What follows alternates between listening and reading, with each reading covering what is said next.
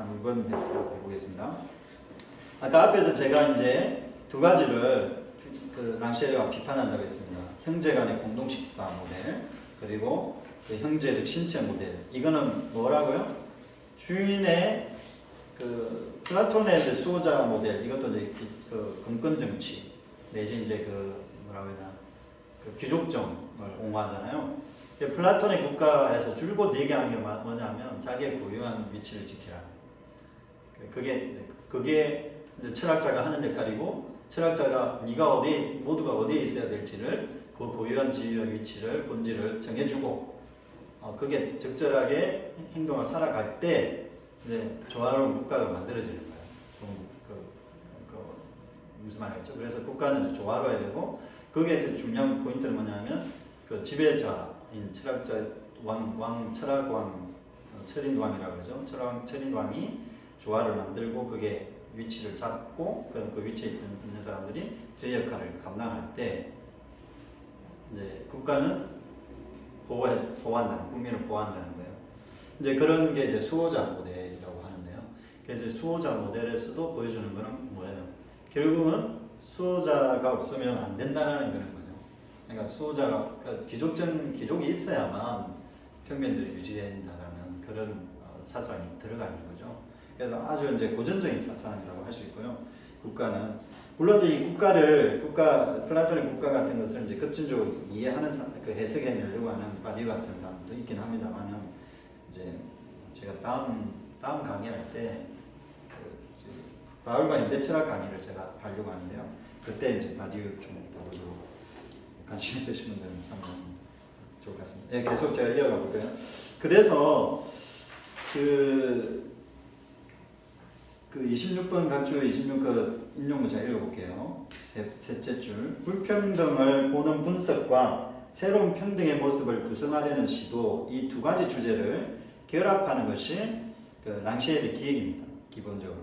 그럴 때 이제 그 분화라는 방식으로 불평등 구조를, 불화적 구조를 드러내고, 그 불화적 구조는 곧 뭐라고요? 새로운 구성을 가능하게 하는 힘을 제공하는 거예요. 이제 그게 불화의 이중적 특성이라고 할 수가 있겠습니다. 예를 들어서 이 노동자 문제를 한번 예를 들어 볼게요. 형제 같은 노동자들의 공동체가 이제 공산주의잖아요. 공산주의 개념인데, 여기에서 이제 아르케가 되는 거는, 공동체 원리가 되는 거는 프롤레타리안 정신입니다. 그러니까 노동자는 만인은 평등하다. 모든 프롤레타리아는 평등하다. 이거예요. 노동자는 평등하다. 이게 이제 아르케인데, 결국은 그 아르케가 어떤 방향으로 가느냐 하면, 이 노동자 자체의 그 덕과 노동연대 자체, 그러니까 노동 생산을 통해서 이루어지는 노동연대 있잖아요. 예를 들면 사람이 꼭 관여하지 않아도 노동의 생산을 통해서 만들어지는 연대 방식이 있을 수 있습니다. 예를 들면 공장을 한번 예를 들어보세요. 공장은 사람들이 노동을 투여해도 기계가 하는 일이 있습니다. 그러면 이제 기계가 한 거는, 그러면 누가 생산하는 거죠? 기계가 생산하는 걸 누가 생산하는 겁니까? 프롤레타리아가 생산하는 거예요. 그렇게도 말을 할 수 있죠. 그런 길도 있지만 기계가 만든 생산이 있을 겁니다. 그러면 기계가 노동한 생산이 있을 수 있습니다. 그럴 수 있잖아요. 그러니까 그거는 노동이에요. 그러니까 인격성이 들어가지 않아도 노동 생산이 이루어진 거예요. 그러면 노동을 통해서 생산된 것, 상품이라는 그 마르크시즘에 하면 그거는 무조건 인력가 발생하게 되는데, 그 인력 구조를 어떻게 해볼 거냐, 그게 이제 프롤레타리아 연대거든요. 근데 그 청의하고, 그리고 실제 노동자 청의하고 노동자 연대하고 같다고 할 수 있는가 하는 겁니다. 근데 다르다. 이제 랑시에르는 다를 수 있다. 다른 청의가 있다. 같은 중첩되는 지점도 있겠지만 다른 청의가 있을 수 있다. 그러니까 그걸 이제 분할을 조금 하는 거죠. 쉽게 제가 말씀드려보면, 노동 생산 자체는 이미 정치 경제적 원리가 결합이 되어 있는 거다. 그런데 이제 노동자의 생산은, 노동자라는 덕의 문제가 사실은 끼어들어가는 거 아닌가, 그런 요소도 들어가는 거 아닌가 하는 어떤, 그래서 거기에서 발생하는 틈새가 있을 수 있는데, 틈이라는 게 있을 수 있는데, 그 틈의 장소, 그걸 이제 비장소라고 합니다. 비장소. 그러니까 뭐 정확한 표현은 아닐 수는 있는데 그 공유지대 같은 거죠, 일종의. 그러니까 이것도 아니고 저것도 아닌 모환지대이긴 하지만 그러나 이제 공유하는 공유지대 같은 거고 틈새지대라서 이거는 이제 뭐라고 규정하기 힘든 곳인 거죠. 규정하기 힘든데 있는 어떤 그 지대 그걸 이제 그게 이제 조금 더 관심을 갖는 거예요. 그게 이제 해방을 촉발시키는 어떤 비장소성이라고 할 수가 있겠습니다. 그러니까 누가 이렇게 지배하고 정복하는 공간 아니면서 모두가 관련돼 있는 거, 연루돼 있는 거 있잖아요. 그러니까 지배적으로 연루하는 게 아니라 그러니까 비장소성으로, 그러니까 자리긴 자리인데 다 끌어당기는 자리가 아니라 이제 관련 형태로, 연관 형태로 뭐라고 해야 되나, 접촉하는 형태로 그 나누어지는 그 공간, 교환의 공간. 그런 측면에서 그거는 좀 독특한 형태의 공동체적인 것이라고 할 수 있지 않겠는가, 공동적인 것이라고 할 수 있지 않겠는가 하는 게 좀 제 생각이고요. 그 밑에 28번 옆에 한번 읽어보겠습니다. 공산주의 노동자가 나눈 자가 되어버립니다. 공산주의 노동자 자체가 나눈 자가 되는데 노동자의 형제 공동체는 고유한 평등은 재무와 직권의 끝없는 교환의 가능성을 담고 있는 공동체가 되는 셈입니다. 노동의 고유한 척도가 측정되지 않는 욕망과 상관적일 수밖에 없는 역설이 여기에 존재한다고 볼 수가 있겠습니다. 말하자면 노동자가 얘는 플로레테리아가 일당 독재를 하게 되면 당이 어떻게 보면 노동자가 나누는 역할을 하게 됩니다. 그렇지 않겠습니까? 분배하는 역할을 하게 되죠. 지위가 달라졌죠. 그래서 노동자는 해방자여야 되는데 어떻게 바뀐다고요? 귀족적 형태로 바뀌어버린다는 거예요. 그리고 이제 소자본가 형태로 자본가 형태로 되어버린다는 거예요. 근데 이 역설, 그러니까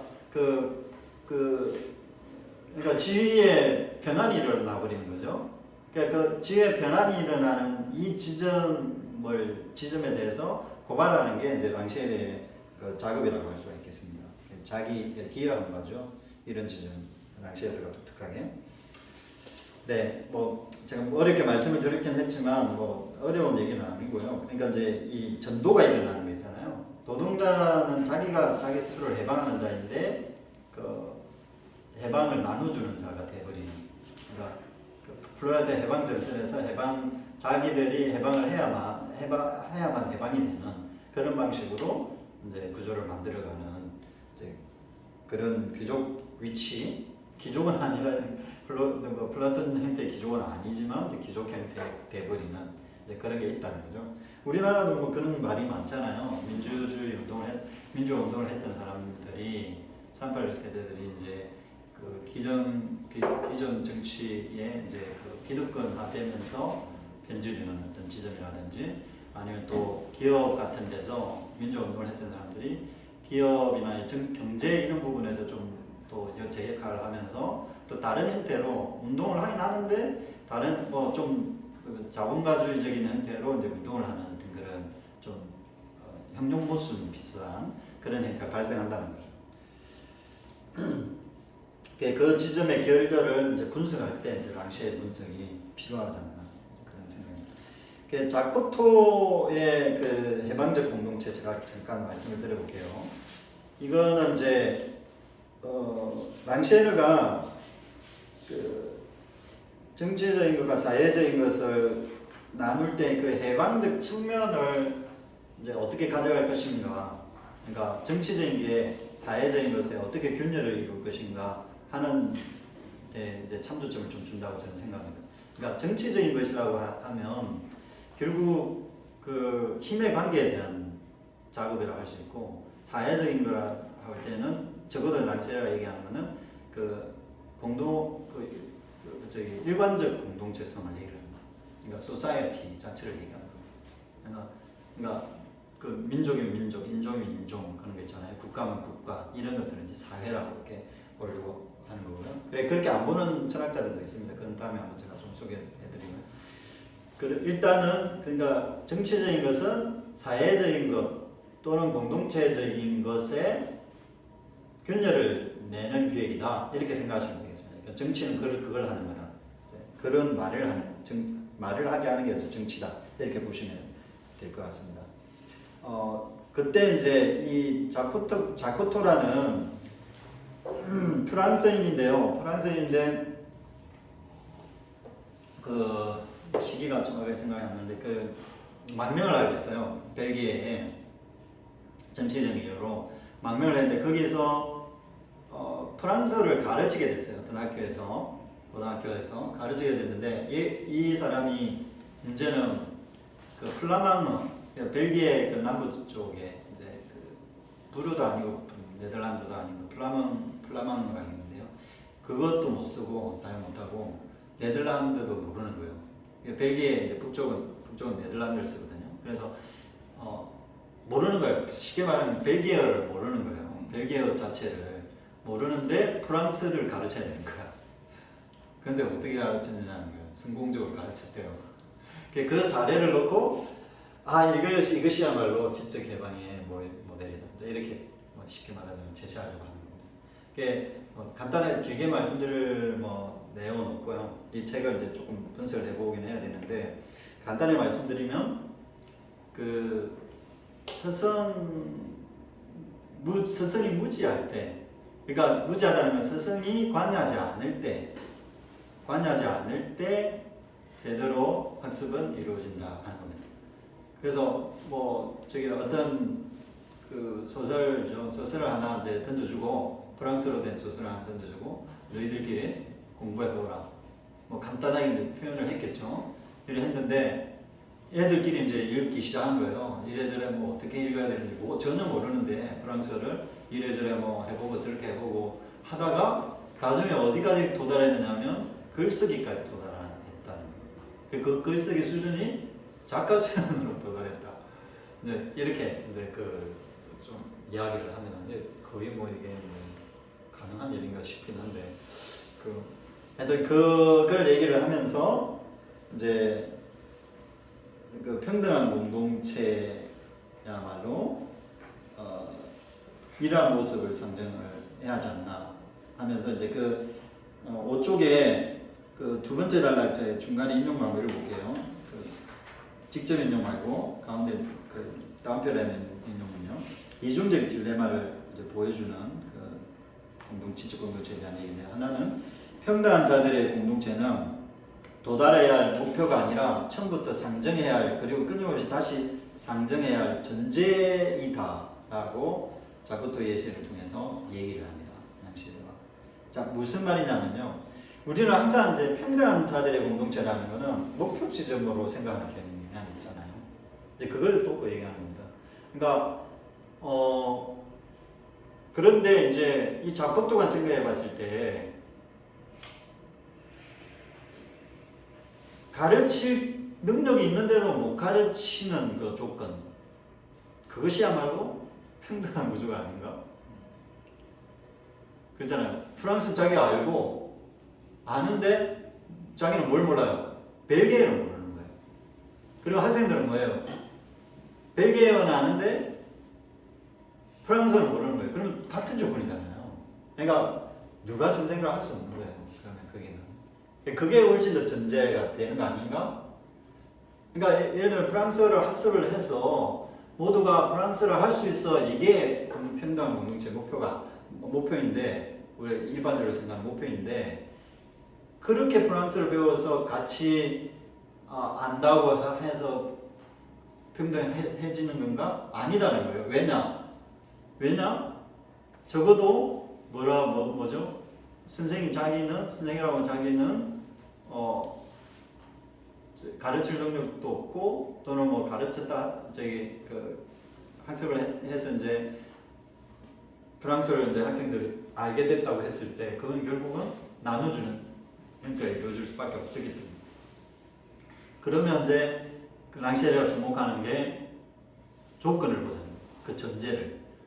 조건적 관계라고 조금만 얘기하면 좀 더 분명하겠습니다. 알티세를 따라서 조건적 관계를 우리가 더 보자는 거예요. 그 관계 자체를 봐야 평등하다고 말을 할 수 있어야 평등하다고 할 수 있지 않겠는가 하는 거죠. 공동체를 사역할 때 이 부분 참 중요하다고 저도 생각하는 편인데요. 예를 들어서 어떤 한 사람이 이 공동체 모델을 제시해서 이렇게 갑시다 이렇게 하면 그게 공동체를 이루는 건가? 이렇게 질문해 볼 수 있죠. 합의 과정이 나중에 이제 합의적 민주주의도 랑셰르가 비판하는데요. 합의를 한다는 게 이제 결국 이런 문제가 또 발생하는데요. 합의를 했을 때 어떤 방식으로 합의할 거냐 하는 것도 중요한데 그 이전에 합의를 할 때 그 조건 자체를 이미 평등한 조건으로 만들어 놓는 게 중요하다는 거예요. 예를 들면 이제 교회를 할 때, 왜냐하면 평신도 공동체 교회가 있다. 제교장 스님 하시는데 평신도 공동체죠. 네, 그런 형태 예를 들어서 그러니까 그런 형태의 교회가 이제 사실 목사가 없어도 되는 거죠. 목사가 있을 필요도 없고 목사가 없어도 서로 목회는 아니지만 서로 상호 이제 케어하는, 그래서 설교도 돌아가면서 할 수 있고 그런 거죠. 네, 그런 것들이 이제 공동체보다 훨씬 더 가깝다고 볼 수 있죠. 그러니까 그거는 여러 이제 합의 구조들을 만들어 나가기는 했겠지만은 그 조건 자체 정신이 이제 중요한 거죠. 어떤 정신으로 그 조건을 놓고 시작할 거냐. 그냥 목사가 있어서 목사의 역할을 주고 하는 것하고, 물론 이건 예시입니다. 그냥 하는 거하고, 아니면 이제 평신도 소위 말해서 이제 신자들이 그냥 목사라는 어떤 지위를 생각하지 않고 이미 평면적인 구조에서 시작하는 거하고 완전 이제 그 전제가 다른 거죠. 예를 들어서 이제 그런 차이가 있을 수 있다. 그러면 평등한 공동체 목표에 도달하지 않는다 하더라도 그게 중요한 게 아니고, 왜냐하면 목표를 계속 제시하게 되면 우리가 항상 읽고 있는 게 뭐냐면, 잊어버리는 게 뭐냐면 우리의 조건에 대한 디테일한 섬세한 접근이에요. 그게 이제 상실될 가능성이 높죠. 그런 부분에서 이제 이 무제한 수성은 그 평등한 전제, 평등 전제라고 합니다. 평등 전제. 랑셰르가 이 평등 전제가 평등 목표보다 또는 과학보다, 심지어는 과정보다 더 중요하다는 거예요. 다른 게 뭐 불편하다 이게 아니라 이게 상대적으로 우리는 평등한 목표에 항상 초점을 맞춰 왔는데, 그리고 과정도 합의 구조를 만들어 가야 한다. 이 과정도 중시 여겼고 민주주의 이념 중에 하나잖아요. 근데 훨씬 더 중요한 건 뭐라고요? 민주주의가 어떻게 정말 어떤 조건인가? 그리고 그 데모스는 어떤 존재인가? 라는 질문을 더 급진적으로 던져야 되는 거죠. 데모스는 일자 어떤 이념에 투철하게 트레이닝 된 사람들이 아니다라는 게 당시에 그거예요. 그러니까 민중이 아닌 거예요. 민중이. 그리고 이념화된 인민이 아닌 거예요. 그 인민을 또 다르게 이제 자기가 접근을 하죠. 그래서 쉽게 말해 정체가 되지 않는 데모스. 그것의 산발적 힘이야말로, 또는 우연적 힘이야말로 데모스의 성격을 가지고 있는 거고, 그게 이제 평등 구조, 평등의 전제다, 평등 전제다라고 이렇게 이제 강조를 합니다. 그리고 이제 두 번째 인용문, 공동체는 사회 제도의 형태로 일관성을 획득할 수 없다. 공동체는 언제나 자신을 다시 입증하는 행위에 달려 있다. 이제 이게 상당히 중요한 용어인데요. 공동체는 자기를 입증해야 된다. 그러니까 데모스는 데모스 자신을 입증하는 것이다. 이 말인데요. 그러니까 누군가에 의해서 그냥 너는 그런 사람이라고 정체성이 부여되는 게 아니라, 데모스는 자기가 자기를 입증하는 형태라는 거예요. 그러니까 자기 해방이, 자기 지배가 이루어짐으로써 타자에게 그 성격을 드러내는 거죠. 그러니까 그 상호적으로 이제 그런 일들이 정해져 있는 프로그램에 따라서 진행되는 게 아니라 산발적으로 또는 우연적으로, 사건적으로 이제 출현하는 거예요. 사건적으로 이렇게 영향을 미치면서 그 사건이 드러나면 있었구나 이렇게 알게 되고, 그리고 이제 그걸 통해서 이제 다시 또 상정해 나가고 만들어 나가고 이제 이렇게 되는 겁니다. 그래서 공동체는 구조와 특정적으로 형태가 정해져 있는 게 아니라 우연적으로 발생되고 생성되어 나가는 것이다 하는 어떤 그런 관점이라고 우리 주제에 따라 맞춰본다면 말을 할 수가 있을 것 같습니다. 그래서 행위로 일정하는 거죠. 그 데모스의 힘은 뭘로 나타났냐? 행위로 나타납니다. 그래서 이제 그 아가멘하고 약간 다르죠. 아가멘은 잠재성에 초점을 많이 맞췄는데 이제 랑시에르는 그 부분에 대해서 비판적인 거죠. 현실화되는 거.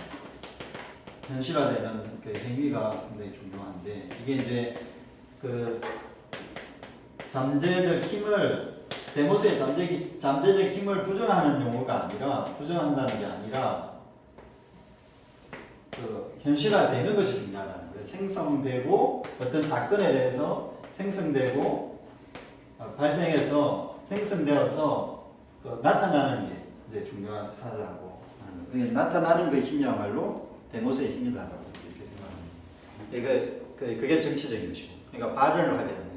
몫이 없는 자들이 자기한테 몫이 돌아오지 않는 자들이 자기의 몫을 찾도록 하는 어떤 그 과정이 이제 그 행위인데요. 그 데모스가 자기 힘을 그 행위로 증명하는 거거든요. 그러니까 말을 해야 돼요. 그러니까 데모스가 가만히 있으면 되는 게 아니고 여기서 저기서 그냥 얘기를 하는 거예요. 자기 발언을 하는 거예요. 자기 발언을 하면서 자기 내 몫을 달라고. 그 가시화되지 않았는데 가시화되도록 만들고 또 보이지 않는 것들을 보이게 똑같은 말이네요. 보이지 않는 것들을 보이게 만들고 그런 거잖아요. 그 다음에 이제 음명되지 않은 것들을 음명하게 만들고 그리고 증거가 적어졌는데 그 증거를 다시 회복하고 그게 문제 우리 역사 문제인데 그런 거죠. 우리 지금 정권이 잘못하고 있는 게 그런 거. 그러니까 데모스들의 어떤 그 흔적들은 지울 수 있는 게 아닌데 그걸 다 추상적으로 이데올리에 의해서 지워버리려고 하잖아요. 근데 그런 부분에 대해서 끊임없이 우발적으로 또는 산발적으로 여기저기서 얘기하는 거 있잖아요. 얘기하고 그게 총체적으로 하나의 힘으로 묶이지는 않는다 하더라도 묶일 수도 있어요. 다중 형태로 묶일 수도 있는데 그렇지 않는다 하더라도 사건적으로 나타나고 그렇게 하는 것이야말로 이제 그 평등 공동체의 조건, 배방적 조건이라고 말할 수 있습니다. 그 인용문 한번 읽어보겠습니다. 불평등한 사회에서 평등한 인간들이 될 것인지 평등한 사회, 곧 평등을 그것의 반대로 전환하는 사회에서 불평등한 인간들이 될 것인지를 선택해야 한다. 평등한 자들의 공동체는 계속해서 평등을 창조하려고 애쓰는 인간들의 일관성 없는 공동체이다. 잘 표현하고 있죠. 랑시에르의 공동체에 대한 걸. 그래서 일단 불평등한 이거는 이제 이중적인 거예요. 하나를 선택하다는 그런 말도 될 수도 있지만 그 이중적인 그 결을 보여주는 거예요. 불평등한 사회 안에서 평등한 인간이 될 것인가, 아니면 평등한 사회 이제 그 사회를 전환하는 사회에서 불평등한 인간이 될 것인가. 그래서 사실 우자 쪽에 약간 더 맞춰져 있는 거죠. 그러니까 평등을 현실은 불평등한 사회예요. 그런데 평등한 사회를 지향해야 되잖아요. 누구나 다 지향하잖아요. 그런데 그 지향하는 것이 결국은 불평등한 인간의 그 구조를 분석하는 것과 다르지 않다는 거예요. 그거는 결국은 평등한 인간의 구조, 해방, 그것에 대한 지향점과 또 맞물려 있으니까 이게 매트릭스 구조로 이렇게 얽히고 설켜 있는 거예요. 제가 봤을 때는. 그래서 이제 그 일관성이 없는 거죠. 공동체 자체가. 예. 그게 어떤 개인의 어떤 뭐 단순히 상황이 아니라 개인의 어떤 역량적 그 흐름, 레저식으로 얘기하자면 역량의 흐름에 따라서 사실은 이렇게 접속하기도 하고 저렇게 접속하기도 하는 그런 형태로 나타날 가능성이 있겠죠. 그런 의미에서 이제 일관성이 없다라는 의미입니다. 그러니까 획일적이지 않다 이 말입니다. 그래서 이제 평등은 결국 그 창조하는 힘이다 이제라고도 얘기할 수 있겠고 발생하고 생성시키는 힘이다 이렇게 얘기할 수도 있겠죠. 그게 이제 데모스의 힘이고 민주주의는 그런 형태로 진행되어서 나가는 거지 그러니까 합의 구조에 의해서 되는 건 아니다. 이렇게 좀 설명할 수 있겠습니다. 그리고 이제 결국 랑시에르가 이건 조금 급하게 좀 작성한 부분이 없지 않아서 4부는 제가 좀 설명을 좀 드려볼게요. 그러면 공동체에 특히 이제 나눔의 공동체 이런 랑쉘의 그 공동체의 부분은 이 책을 참조하면 좋습니다. 이 책 부분에 어디냐면 제목이 정치적인 것에 가장자리에서라는 책입니다. 그 길 출판사에서 나왔고요. 도서 출판 길에서 나오는데요. 양철열 선생님이 번역하셨습니다. 여기에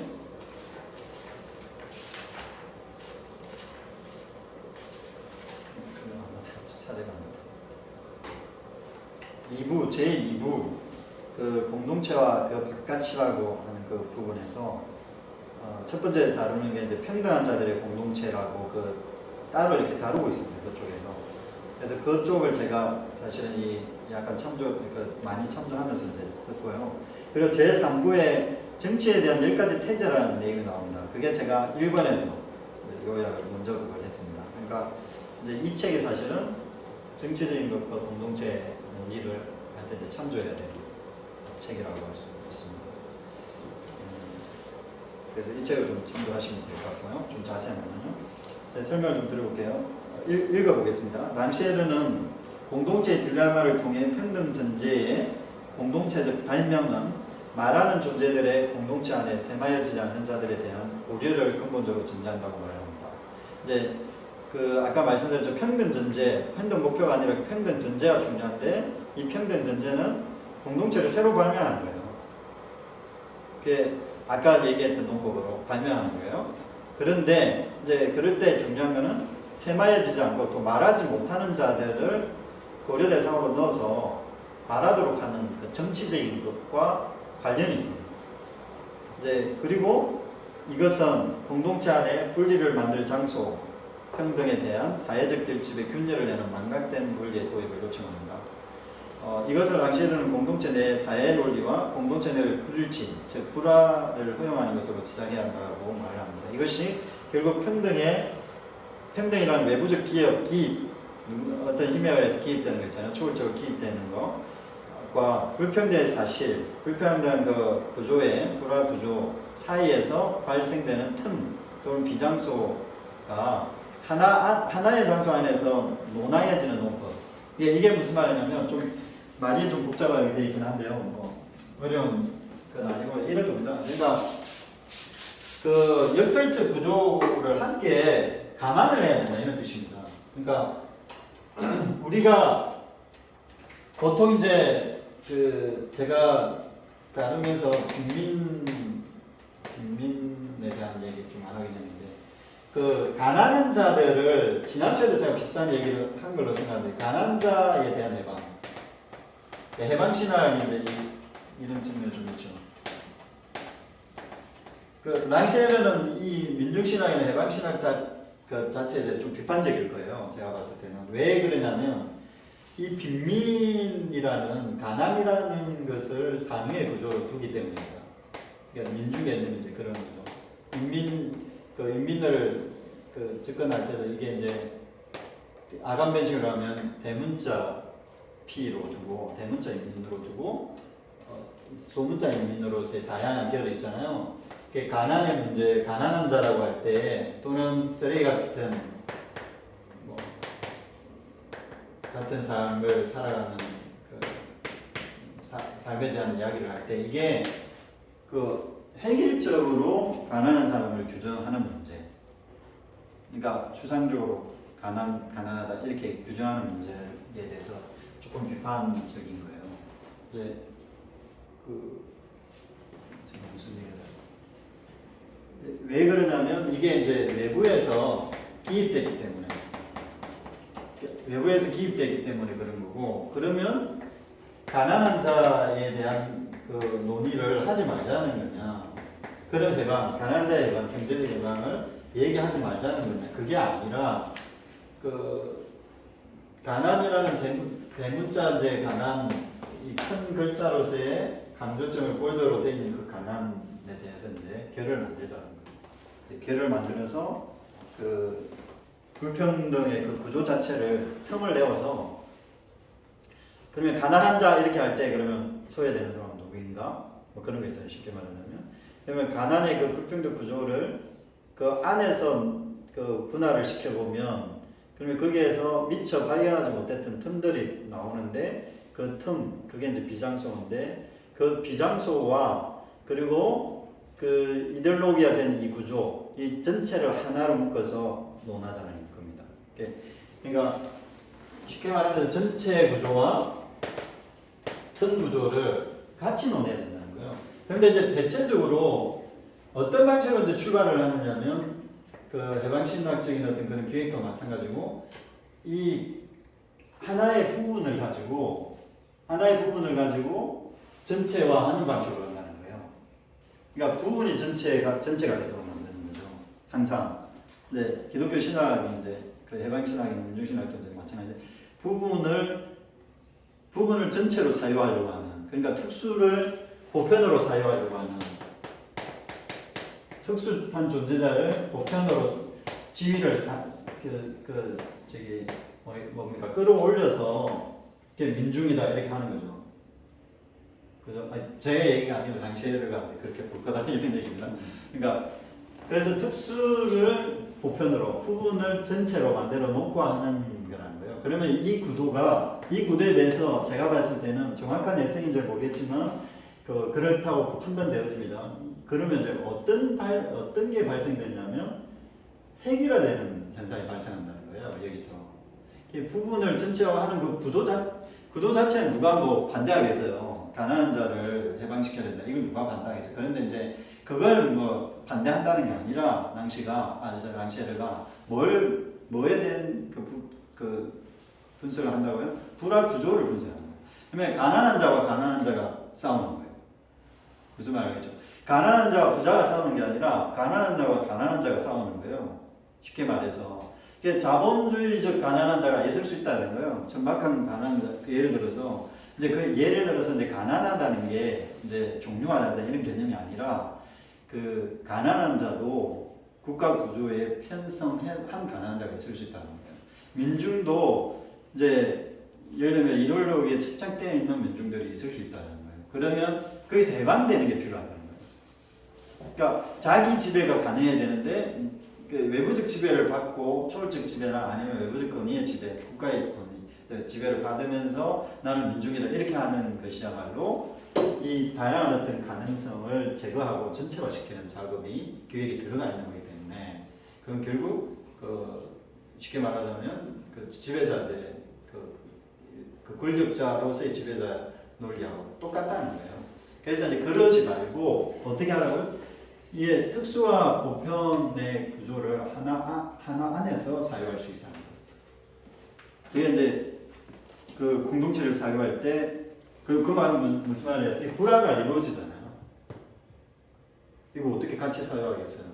이게 사실 한쪽으로 가야 보편으로 가든지 특수로 가든지 공동체주의로 가든지 아니면 이제 그 자유주의로 가든지 이렇게 해서 해야 되는 거지. 그 중간 어중간하게 있어가지고 뭐가 되겠어요 이론이? 그런데 이제 그걸 같이 사유할 수 있어야 민주주의다 이렇게 하는 거죠. 그러니까 이질적인 것들이 함께 이제 공존하고 있고 실제로 공존하고 있고 그것은 서로가 다양한 형태로 경쟁하고 있다는 거죠. 경쟁하고 있는데 중요한 것은 그 경쟁하는 가운데 복 없는 자들의 몫을 찾아주는 게 중요하다는 거예요. 랑시에르 하나 얘기하는 포인트는. 그래서 이 전체를 사유하는 가운데서 그렇게 해야 된다는 거예요. 왜냐하면 부분을 전체화해버리면 그게 안 보이는 거예요. 못 봤던 것들이 더 안 보이는 거예요. 그래서 안 보이는 비가시적인 것들을 보일 수 있도록 그 몫을 가지고 있지 않은 자들의 목소리가 드러나도록 하는 어떤 구조가 필요한데 이런 기획으로는 전체화시키는 기획으로는 그 다수의 어떤 그 목 없는 자들의 목소리가 제거되고 있는 거죠. 이제 그럴 때 이제 발생할 수 있는 문제를 제가 좀 고민한 겁니다. 가난한 자와 싸우는 거 우리 사회에 요즘으로 치면 어떤 게 좀 랑시라고 보면 예가 될 수 있을까요? 아니면 그 예를 랑시의 식으로 생각하시면 어떤 게 있을까요? 예를 들어 노동자들 그러니까 이제 비정규직 문제를 놓고 좀 생각해 볼 수 있을 것 같은데, 송곳 같은 뭐 만화나 드라마 같은 데 보면 이제 물론 정확한 예는 아닙니다. 왜냐하면 송곳은 이제 노조 문제 관련이 있기 때문에. 근데 그런 거 있잖아요. 노조도 뭐 이거는 이제 좀 조심스러운 말이긴 한데, 예를 들어서 저는 노조에 대해서 동의합니다. 찬성하는데요. 근데 이제 이런 게 있을 수 있잖아요. 노조가 또 권력을 가지게 되면 그러니까 노조의 어떤 그 구조 안에서도 이제 어떤 다양한 청의가 발생할 수 있고, 거기에서 노조가 또 담기 힘든 어떤 또 노동자들의 삶의 자리들이 발생할 겁니다. 노조가 강력하게 발생하면 노조는 있어야 되는 건데 노조가 형성되어서 또 배제당하는 어떤 삶의 결을 가지고 있는 중간 어떤 행태로든 또 비정규직이나 정규직인 사람들이 있을 겁니다. 자기는 예를 들어서 그 송곳 드라마 같은 데 보면 가끔 저도 보긴 하는데 다 끝나가지고 보면 이제 그런 거 나오잖아요. 그러니까 내적인 갈등을 하고 있는, 그러니까 이러지도 못하고 저러지도 못하는 그런 존재자들이 있을 수 있는데, 이제 그런 존재자들이 자기 목소리를 내게 하는 거예요. 이제 이게 이제 중요한. 그러니까 노조라는 이름으로 그런 사람들 목소리가 안 나오게 돼버리면, 노조도 사실은 어떻게 보면 랑셰의 입장에서 보면 사실 불화가 일어나는 청의가 사라져버린 거죠. 안 보이는 것처럼 돼버린 거죠. 그래서 이제 그걸 보이도록 하는 게 정치고, 그 정치를 해야만, 그렇게 몫이 없는 자들의 목소리를 내게 하고 그리고 행위하도록 해야만 이제 그 공동체가 공동체에 대한 바르다기보다는 하여튼 공동체적 민주주의가 된다, 이제 이런 입장인 거죠. 그래서 그 정도로 좀 설명드리겠습니다. 네. 그리고 그 밑에 제가 좀 중요해서 제가 다 머리가 안 맞아가지고 기억을 못해서 한번 읽어보겠습니다. 이러한 틈과 비장소를 하나로 하는 장소, 틈과 비장소 있잖아요. 이게 틈과 비장소 또는 이제 아까 제가 말씀드렸다시피 외부적 기입도 이루어지는 그 장소까지도 하나로 하는 장소는 이중적 의미를 함축하고 있습니다. 이제 그게 분류의 공동체로 이해할 수 있는데요.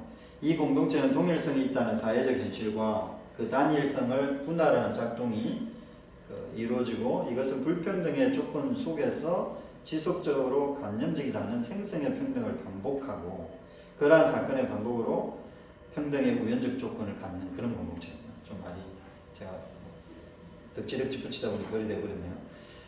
그리고 평등주의에 매몰되지 않으면서 말하고자 하는 자들의 말과 들어야 할 연구를 함께 담아내는 일관성 없는 공동체야말로 랑셰가 말하는 평등한 자들의 공동체 모델인 것처럼 보입니다. 이런 조건에서는 평등은 필연성에 근거하지 않고 우연과 결의에 따라서 그것에 달려 있습니다. 공동체는 불평등의 조건 속에서 끊임없이 재발명되는 것입니다. 이제 거기 분류 문제를 제가 좀 설명해 드릴게요.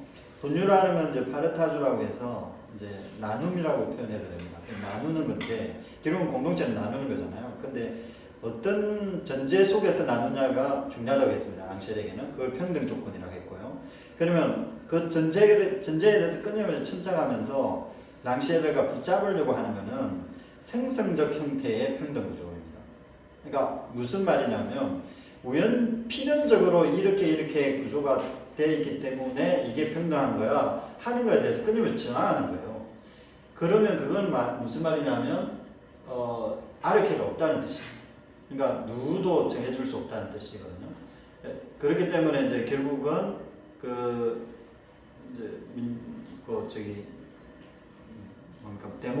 데모스들이 자기의 역량에 따라서 만나는 사건과 접촉을 해서 우연적 사건을 발현을 시킴으로써 거기에 이제 접속을 해서 자기 목소리를 담고, 그리고 자기 목소리의 결을 낼 수 있는 지점으로 행위할 때 그것이 뭡니까 평등 공동체의 형태로 나아갈 수 있다. 고 그렇게 얘기합니다. 그러니까 내가 말하게 되면 말할 의무가 있게 되는 거, 그게 이제 공동체라고 말하는 거죠. 이건 내가 떠들고 있는데 뭐 안 들어주면 공동체가 안 되죠. 근데 그 정치 공동체라는 것은 그래서 정치 공동체라는 표현을 썼는데 정치는 말하지 못하는 자에게 말을 할 수 있도록 하라. 이거 몫이 없는 자들에게 또 몫을 돌려주라 이런 건데 그 정치 말을 하게 함으로써 내 말을 들어줄 수 있는 사람이 있을 때 그게 이제 공동체라고 하는 거죠. 그런데 그건 정해져 있는 게 아니고 내가 나의 어떤 삶의 결에 따라서 내가 얘기할 때 이 말을 들어줘야 된다는 의무를 가지게 된다면 그걸 공동체라고 할 수 있다는 거죠. 이제 그런 맥락에서 이제 평등은 필연적인 게 아니고 뭐에 달려 있다고요? 우연과 결의, 이제 자기 개인의 그 결단, 뭐 결단은 정확한 표현은 아닌데 결의, 그러니까 해보고자 하는 어떤 그 의지, 그게 달려 있고 결국 공동체는 평등의 불평등의 조건 속에서 발명되는 거다. 지속적으로 평등의 불평등, 그러니까 평등을 전제로 하지만 불평등한 현실, 사회적 조건 속에서 그 끊임없이 재발명돼야 된다. 이제 그렇게 생각할 수 있겠습니다. 그 인용과 한 번만 누가 읽어주시겠습니까? 6쪽. 6쪽 인용 좀 읽어주십시오. 아무도 안 읽으시면 공동체 제 위에 공동체의 발명, 평등한 자들의 공동체를 늘 갱신해야 하는 발명의 원상은 거기에 있는 것과 의무를 지는 것이 맺는 탈구되고 우연적인 관계 속에 있으며 함께 나눔의 현 사실성을 평등의 사건 및 텍스트의 반복이 발현시키는 것 속에 있다. 사회적인 것의 상태와 평등의 발명의 특수한 관계는 이렇게 정리된다. 평등의 발명으로부터 사회적인 것의 조직에 혼합물의 형태로 기입된 얼마간의 효과들이 생겨난다. 이 혼합물은 어떤 위상학, 그러니까 장소들과 사례들, 현장과 상황들, 이것들은 분산되어 있으면서도 평등 기표의 재돌출을 위한 그만큼의 기회들, 평등한 자들의 공동체를 새로이 입증하는 도면을 위한 그만큼의 기회들이 된다. 의 우발적인 분배를 정의한다는 사실 말이다. 네, 좀 말이 변적이 좀 문제가 있는 건지 말을 이렇게 하는. 그 아까 제가 말씀드렸던 거하고 또 들었던 내용이 이제 좀 압축적으로 들어가 있는데요. 이 구절이 상당히 나는 제가 읽었을 때 중요한 공동체, 그 당시의 공동체에 대한 중요한 그 통찰을 보여주는 것 같습니다. 일단 공동체는 발명돼야 된다는 거고 평등의 전제에서 시작해야 한다. 이거고요. 평등의 전제를 생각하라는 거예요. 평등의 목표가 아니라 평등의 전제를 생각하라. 조건, 그것에 대해서 생각하라. 그리고 분할에 대해서 생각하는데 이 분할은 뭐와 관련돼? 탈구와 관련돼 있는데 우리가 당연히 그렇게 해야 된다 또는 주어진 것, 기입된 것에 대해서 이탈을 시켜서 필연적이지 않고 우연적인 형태의 관계 속에 놔두는 거 있잖아요. 이제 좀 그게 뭘 의미할지는 구체적인 상황에서는 또 좀 더 생각을 해봐야 되겠지만 일단은 이론적으로 그리고 함께 나누는 이게 분류를 어떻게 가능하게 할 것인가, 그런 우연 관계 속에서 어떻게 분류가 가능하게 하게 할 것인가. 이제 상당히 중요한 주제들이 다 들어가 있잖아요. 근데 이제 물론 그 다른 텍스트를 통해서 이게 무엇을 의미하는지 조금 더 구체적으로 많이 살펴보긴 해야 되겠지만 이제 그 공동체 자체에 대한 논의는 아니기 때문에 사실은 조금 다른 텍스트를 좀 더 많이 봐야 하긴 할 것 같습니다. 제가 좀 준비를 많이 못해서 좀 죄송하고요. 그렇지만 여기에서 이제 그 텍스트에서 나오는 힌트가 하나 있습니다. 뭐냐면 그 다음에 그 사회적인 것의 상태와 평등의 발명의 특수한 관계. 그러니까 사회적인 것이라는 것은 일관적인 겁니다. 공동체, 일관적인 공동체적인 상태를 뜻하고요. 평등의 발명은 특수한 겁니다. 그러니까 사회적인 것은 보편적인 거고 평등한 발명은 특수한 형태로 나타납니다. 근데 이 두 가지를 결속을 시켜야 된다는 게 랑시에르의 이제 포인트입니다. 자, 그러면 어떻게 그 결속을 시켜야 되느냐? 평등의 발명에서 사실은 시작해야 한다. 그러니까 사회적인 것을 우선에 두지 말고 평등의 발명으로부터 시작하되 이 평등의 발명을 어디에 어디에 접속을 시키라고요? 사회적인 조직에 접속을 시켜서 혼합물 형태로 만들어라는 거예요. 혼합물 형태로. 그러니까 그 융합과 혼합은 다르다 그러죠. 융합을 시키지 말고 혼합 형태로 만들어서 거기에서 나타나는 효과를 통해서 이제 그 우발적 분배를 이루라 하는 게 이제 핵심입니다. 그러니까 이제 제가 이것만 설명하고 이제 마칠게요. 앞에 정체적인 건 좀 여러분들 개인적으로 읽어보시면 될 것 같습니다. 이게 이제 이 부분이 제일 중요하기 때문에 제가 조금 설명을 드리고.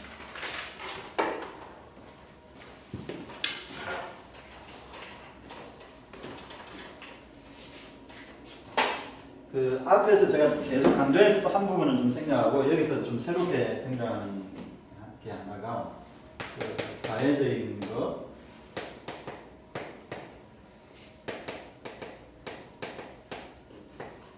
평등 전제에서 이제 평등 행위가 나오겠죠. 그러니까 이 평등 행위는 누구의 행위입니까? 데모스의 행위입니다. 그러니까 이게 이제 대문자 피플이 아닌 이민이 아니라 소문자 피플입니다. 힘 또는 역량. 이 평등 전제에서 평등 행위를 함으로써 뭘 창조한다고요? 뭘 창조합니까? 평등 행위는 뭘 창조하죠? 우발적 그 평등 생산물. 그러니까 데모스 행위랑 평등 행위라는 것은 우발적 평등 또는 우발적 생산물을 만들어내는 거예요. 우발적 생산을 만드는 거고, 이 우발적 생산을 이것과 대비를 시키지 말고, 그러니까 이것과는 다른 거야라고, 이것과는 다른 거야 하는 게 이제 일반적으로 이제 공산주의가 해왔던 이념들이 해왔던 거예요. 평등주의가 해왔던 거예요. 근데 이제 이렇게 해버리면 아까 제가 설명드렸잖아요. 이 우발적 평등을 필연적으로 만들어버리는 거예요. 필연적인 것으로, 통일적인 것으로 만들어버리기 때문에 의미가 사실은 상쇄하는 거죠. 사건에 의해서 출현한 우발적 행위를 필연적으로 만들어버리니까 이미 의미가 정해져 있었던 거야. 이렇게 해버리니까 결국은 분배적 방식으로 사회적인 공동체, 그 일관적인 공동체 형태로 만들어버리니까 일관적이지 않은 공동체로 가라는 건데, 그러면 이 우발적인 것을 어떻게 하라고요? 이 사회적인 것과 접속을 시켜서 만나게 해서 여기서 만났을 때 발생하는 틈 내지 뭐라고요? 또 다른 표현이 뭐가 있었죠? 비장소를 함께 다루라 이런 의미예요. 이 함께 다루는 것이야말로 뭐라고요? 공동체에 대한 탐구라고요. 그러면 그 적어도 이제 이중적 탐구가 되는 거죠. 이 사회적인 것과 정치적인 것의 이중적 탐구가 일단 전체 구도고요. 그런데 그것만 있는 게 아니라 비장소성에 대한 틈에 대한 이야기가 있기 때문에 복잡해지는 거예요. 그래서 이제 이제 현기증이라고 표현을 쓰긴 하는데, 현기증 같은 정도로 복잡한 층위가 있다라는 것을 드러내고, 이런 갈등의 요소들, 똑같은 말을 하는데 여기서 알아듣는 것과 여기서 알아듣는 게 다른 이 불화의 구조를 사실은 제일 먼저 이제 드러내는 거죠. 드러내고, 이 불화적 구조를 전제를 해서 우발적인 어떤 행위, 평등적 행위가 사실 사회적인 것을 침투하도록 하라는 거예요. 이게 저항하고 공격하도록 하라. 그래서 여기에서 이걸 벗어나는 게 아니라, 초탈하는 게 아니고 초월해버리는 게 아니라, 그 초월하는 이제 여기에 딱 들어맞지 않는 어떤 그 비장소나 틈이나 또는 욕망이라고 할 수 있는 이런 첨리들이 발생하는데, 곳곳에서 발생할 텐데, 이 곳곳에서 발생하는 이런 것들을 그대로 두는 거죠. 내려두고 이것을 이제 그 데모스라고 보는 거예요. 전체 이런 어떤 구조를. 그래서 이제 사실은 사회적인 것까지도 이제 데모스는 끌어안는 것이라고 볼 수 있겠죠. 랑셰르에게는. 그런 점에서 이제 이 랑셰르의 불화의 구조 이거는 좀 복잡한 차이가 있다는 걸 좀 말씀드리고 결국 이런 어떤 큰 틀을 보여주기는 하지만 그럼에도 불구하고 랑셰르의 방점은 이 큰 틀이 아니에요. 큰 틀이 아니고 불화의 구조는 보통 우리가 뭐 고정적인 스트럭처를 얘기할 때 그런 스트럭처는 그런 의미라기보다는 그 조건 관계예요. 조건들의 관계예요. 조건들의 관계라는 것은 그 구조주의적 구조가 아니라 관계적 구조라는 측면에서 사실 이 개별적인 것이 강조가 되는 거예요. 그래서 이제 적극적인 공동체 논의는 아니고 소극적 공동체 논의라고 볼 수 있겠죠. 공동체 논의에서는 이제 좀 소극적으로 논법이 쓰이겠죠. 그 랑셰르 논법은 공동체 자체. 물론 이제 민주주의는 목 없는 자들의 몫을 찾아주는 그런 형태. 라는 측면에서 이제 자기 지배, 자기 해방 이게 이제 강조가 되는 거고 개인 해방. 그래서 이건 개인하고는 다른 개인의 해방, 자기 해방을 가능하게 하는 어떤 정치적인 것을 어떻게 얘기할 것인가. 그거는 정치를 중심, 센터가 아니라 어디에서? 가장자리에서.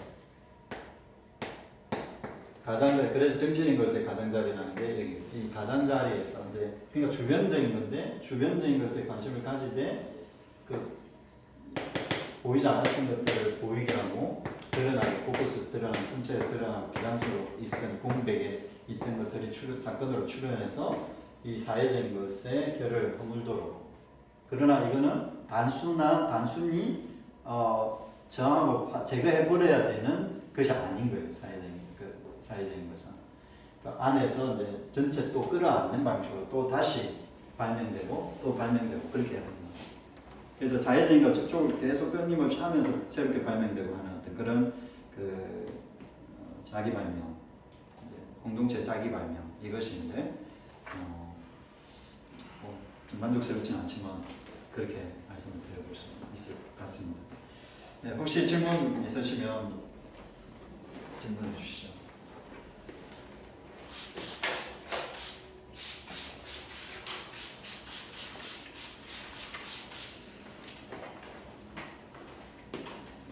그 용어 같은 게 이제 조금 뭐 낯설어서 그렇지 제가 말씀을 드리려고 하는 거는 좀 이해가 되십니까? 아니면 뭐 네. 도움이 되셔야 될 텐데 뭐 저런 거 얘기하고 이러면 안 될 텐데. 제가 제대로 이해를 했는지 모르겠는데요. 네. 우발적으로 이렇게 우발적인 평등을 획득하고 그것을 사회적인 것으로 만들었을 때 그때 이제 말하지 못했던 사람들을 말하게 하려면 이제 그 획득되었던 사람들에 대해서는 이제는 너는 입을 좀 잠깐 다물어라 하고 이렇게 그 사람을 오히려 이렇게 악재할 수 있게 되지 않나요? 정치 구조가? 네네. 그래서 이제 그 정치는 끊임없이 이제 그 우발적 구조를 이제 상정을 하는 거죠. 그러니까 그래서 이제 랑셰르의 이 이론이 좀 무제한서성도 그렇고 이제 특히 이제 무제한서성 이야기 나왔을 때 그게 현실이냐 이제 이런 이야기 현실이 그렇지가 않은데 예를 들어서 그 아이디어는 상당히 좋은데 실제로 해보면 그게 가능한가 하는 문제가 발생할 수 있잖아요. 그거는 뭐냐면 이미 사회적인 청위에서 그 포지션을 잡고 있는 사람들이 있다는 거예요. 포지션을 잡고 있는 게 훨씬 더 강하게 있기 때문에 그것을 적극적으로 비판하는 구조로 가야 되는 거지. 그 상황을 설명한다고 이렇게 변혁이 일어날 수 있는가? 그러니까 어떤 의미로 보면 자기의 개인의 어떤 그 지점을 어떤 공동체와의 연관성 속에서 연루되는 것에 대한 지향 형태로 해방을 하는 방식이거든요. 지향 아니라 지향하는 형태로. 그러니까 그런 거기 때문에 이제 적극성이 비판적 적극성이 얼마나 강할까 말씀하신 대로 권력 비판 같은 거 있잖아요. 권력 비판에서 얼마나 큰 힘을 발휘할 수 있을 것인가 하는 그런 비판점은 있죠. 이제 실제로 그런 비판도 있고, 그 이제 아마 다음 주 푸코가 자기 배려 이야기를 하거든요. 이제 사회적인 과 관련해서 자기 배려 문제를 얘기하는데 그 부분과도 조금 연관지어서 제가 뭐 설명을 드릴 수 있으면 한번 설명 드려보시도록 하겠습니다. 그 문제 아까 말씀드렸던. 그러니까 이제 예를 들면 이런 거죠. 자기 해방을 한 사람이 예를 들어 자기 해방을 너무 잘한 사람인 경우 잘한 사람과 잘하지 못한 사람의 이제 권력 관계가 형성될 수 있는데 자기 해방을 잘하는 사람은 어떻게 보면 자기 능력을 인정받아서 사회적 편성을 하는 거죠. 편성을 하면 어떻게 보면 그 해방이 결국은 또 지배 구조로 또 환원되는 어떤 그런 문제가 있을 수 있잖아요. 근데 그 문제가 이제 좀 중요하긴 한데 그게 자기 지배가 이제 푸코에게는 그게 이제 자기 배려가 이게 주체의 문제가 어떻게 사회적인 것과 어떻게 이제 이 연관성을 가지고 해결될 수 있는가 하는 그런 고민들을 이제 해 나갔거든요. 그러니까 구조와 자기 주체 문제 이 사이에. 근데 결국은 이것도 넓은 의미로 보면 철학적으로는 그런 주제와 좀 관련이 있는 건 사실이니까요. 이 우발적 평등이 소위 말하는 그 프롤레타리아 혁명하고 만날 수 있는 접촉점이 있는 건가요? 다른 의미인가요? 그 이제 랑시에르는 그 가능성을 열어놓고 있는 것 같아요. 열어놓고. 예, 열어놓고 있는 것 같고 예를 들면 이제 그 프롤레타리아 혁명 같은 경우는 어떤 면은 기획적 혁명이라고 볼 수 있는데 그 왜냐하면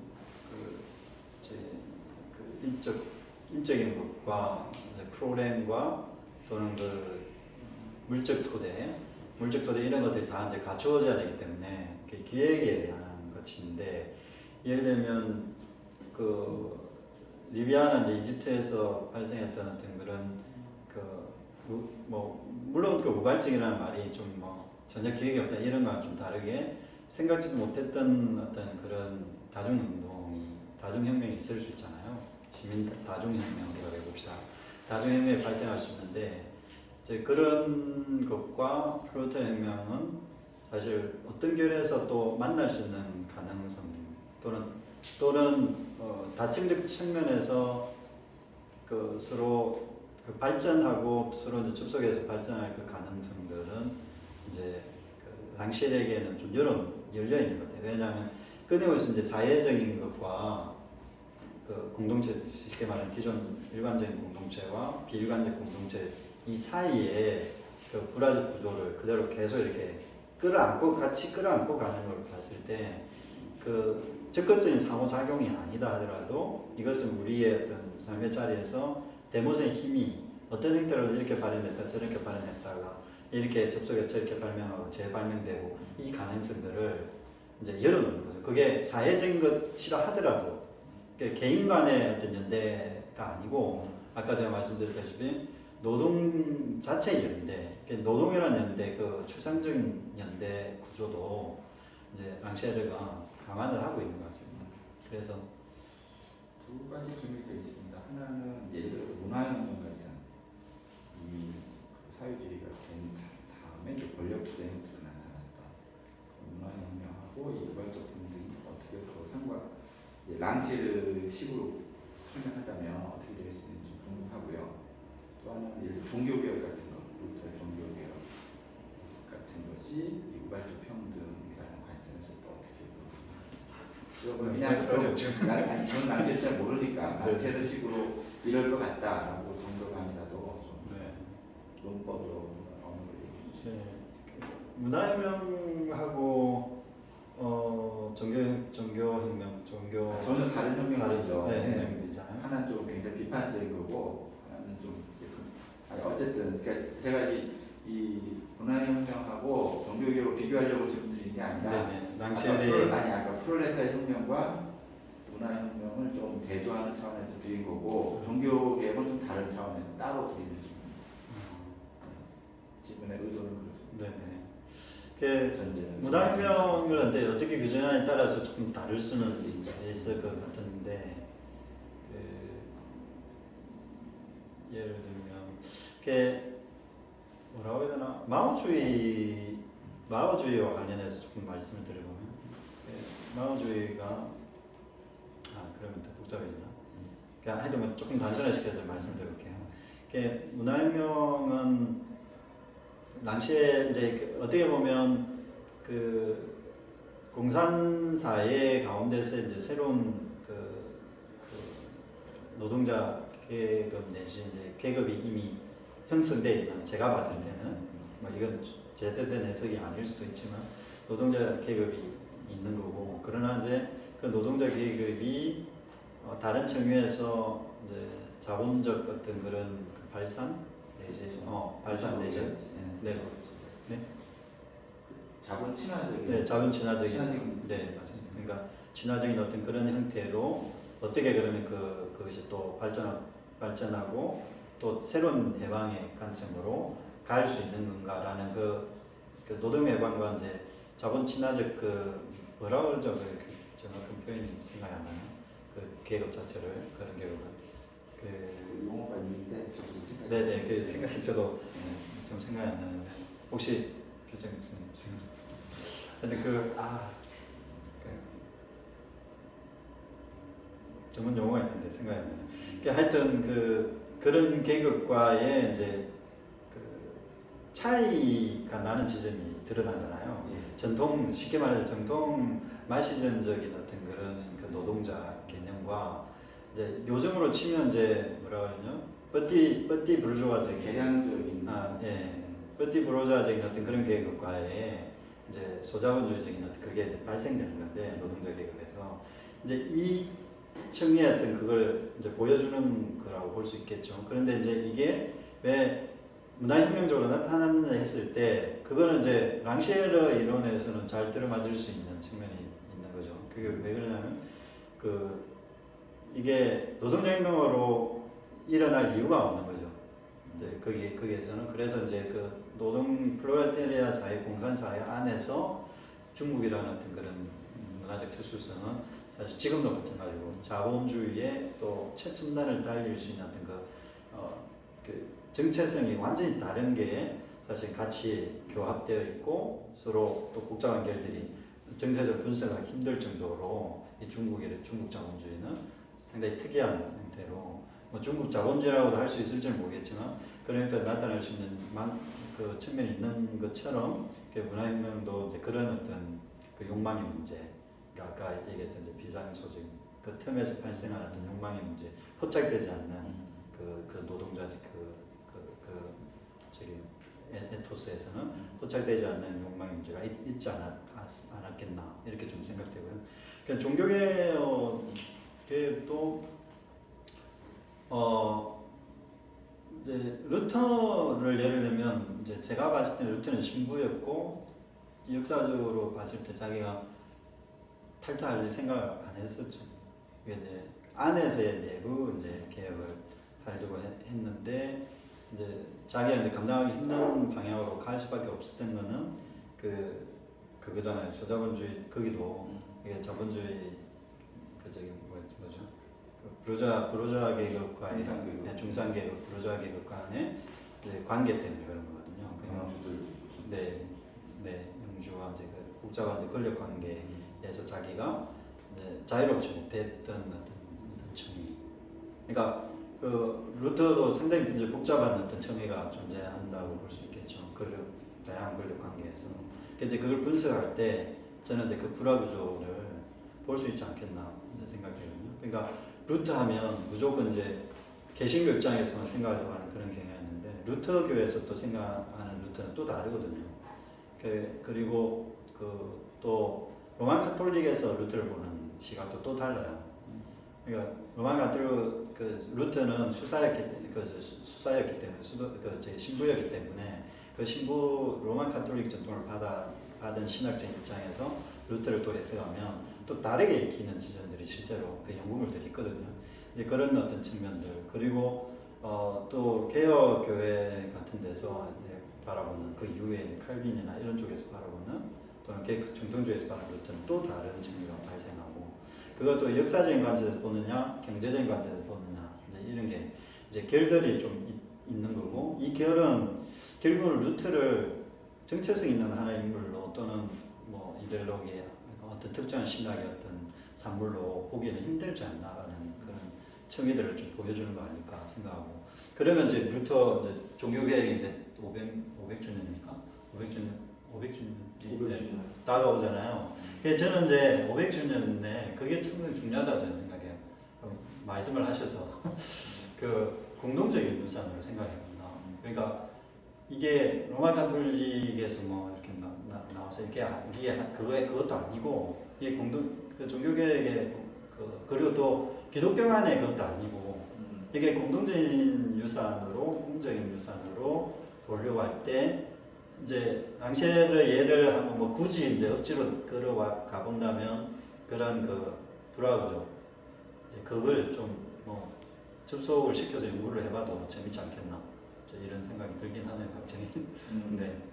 네, 그래서 이제 공동적인 것과 불화구조 이거는 이제 충돌을 하는 게 아니고 이제 그래서 제가 공동적인 것으로 억지로 제가 뭐 랑셰르가 이렇게 얘기하지는 않지만 그렇게 할 지점도 있지 않겠나라는 이제 힌트 좀 생각이 들어서 계속 이제 공동적인 것의 사유의 하나로 랑셰르를 다루고 있긴 한데 이제 여기도 공동적인 거랑 분화라는 말이 어떻게 서로 연결이 되는 건가요? 이 루터를 500주년 아까 얘기하시니까 500주년이 공동적인 유산으로 보기, 분화구조로 보기. 그러니까 불화구조. 네, 불화구조라는 거는 이제 그 아까 말씀드렸다시피 네 갈등 구조에 있으면서도 서로 같은 이야기를 하는데 이해 안 되는 서로 이해 못하는 그런 거 있잖아요. 똑같은 얘기를 하는 건데 서로 이해 못하는 구조가 있다는 거예요. 그러면 그거는 공동적인 거예요. 이게 배타적인 게 아니고 어떻게 보면 우리는 이제 배타적인 거 항상 초점을 맞추는데 그게 아니고 평등 전제를 생각하는 거예요. 항상.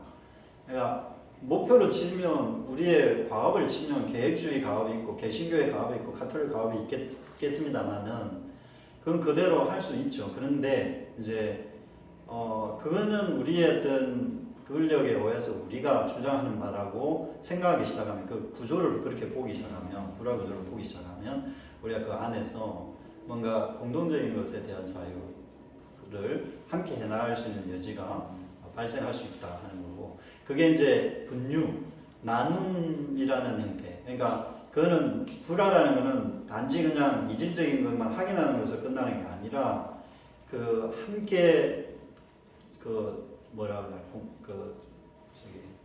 들어서 있다 하는 함께 이렇게 공유지라고 하는데 공유지에 같이 들어서 있다는 그런 인식하에서 그것을 이제 다루기 시작하면 나눠져 있지만 분배된 거긴 하지만 그 분배된 게 아니라 어떤 권력자가 분배 뭐 이렇게 해서 나눠주는 게 아니라 우리가 같이 접속을 해서 그 분유하고 있다라는 나눔을 가지고 있다라고 이렇게 생각하면 그 누가 절대적으로 가톨릭의 입장이나 또는 어떤 한쪽에서 너무 과하게 자기 주장을 자기 색깔이 있지만 그걸 다 끌어가려고 하는 자기 방식으로 끌려가려고 하는 그런 욕망에서 그 욕망의 지점을 드러내면 그 노출시키고 그래서 이제 서로 좀 양보하면서 합의할 수 있는 합의다기보다는 이제 서로 이제 그 랑셰르식으로는 합의가 맞지 않으니까 서로 이렇게 뭐라 해야 되나 공적인 공동적인 것을 좀 얘기해 볼 수 있는 말해 볼 수 있는